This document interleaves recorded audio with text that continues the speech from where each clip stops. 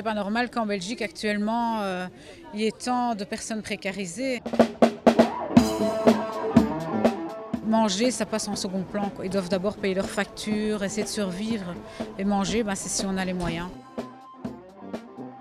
On a eu, avec la Fédération des services sociaux, l'envie de sortir de nos restaurants, montrer ce qu'on fait, surtout montrer au public comment on doit se battre avec ce qu'on reçoit pour pouvoir faire des menus équilibrés toute la semaine et nourrir des gens qui en ont besoin. On veut montrer aussi une réalité que certains n'ont peut-être pas envie de voir, mais qui est en tout cas le fait que des gens ont des difficultés au jour le jour, au quotidien.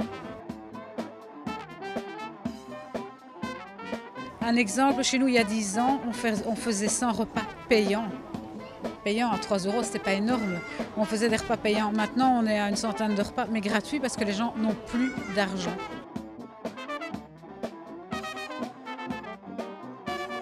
On a rassemblé plusieurs restaurants sociaux et on en est venu au même constat qu'on avait de plus en plus de public précarisé et de moins en moins de moyens pour s'occuper de ce public-là.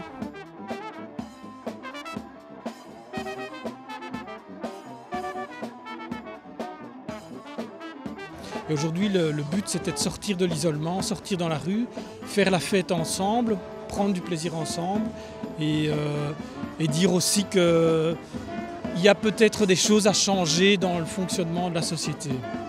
Aujourd'hui, on va faire végétarien. On va faire un wok de légumes et on va faire un tagine de légumes. On n'a pas le choix. On va prendre ce qu'il y a sur la liste tous les jours. Des fois, on a les mêmes légumes pendant une semaine. Des fois, on a des légumes différents et ainsi de suite.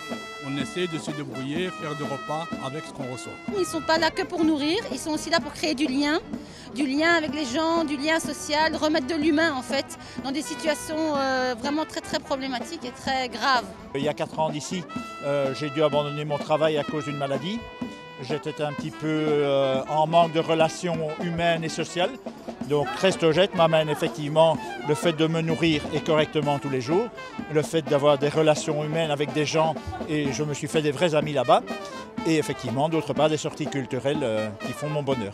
Finalement, l'aide alimentaire, ça devient, en tout cas ça l'est peut-être depuis de nombreuses années, comme un sparadrap sur une série de problèmes de société. C'est beaucoup de bricolage et je pense que ça aide les gens au quotidien, mais ce n'est pas une fin en soi. La solution alimentaire, ce n'est pas la solution.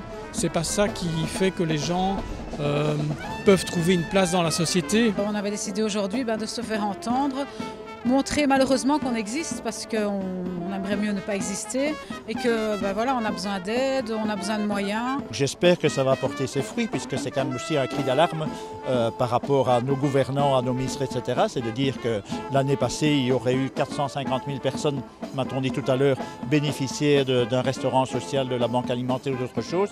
Donc il y a un vrai problème de précarité en Belgique. Bien manger devient un luxe, est un luxe et surtout que vaincre la pauvreté est un choix de société. C'est ça qu'on a envie de crier aujourd'hui.